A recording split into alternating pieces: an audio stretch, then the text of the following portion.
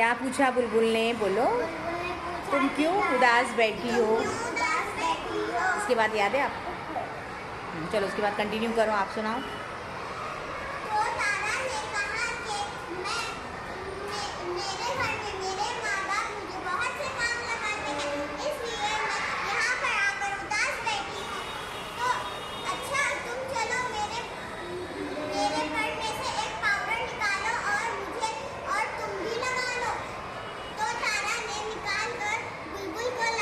बच्चों को सुनाओ।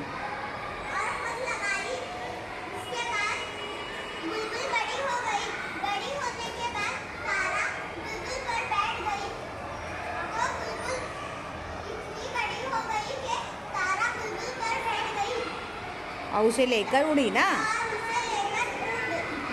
और उसके आगे इतनी याद है, आगे पूरी हर बच्चे को ये पूरी तारा की कहानी याद होना चाहिए। ये लोगों ने, 2 बच्चों ने अच्छी कोशिश की है। आप तमाम ने, जितने भी शतक बैठे हुए हैं, हाँ मैं आपको आज वीडियो डालूंगी वो जो है तारा की कहानी का, तो वो कहानी सुनो, देखो और याद करके आओ। और फिर आपसे क्वेश्चन आंसर किए जाएंगे, ठीक है।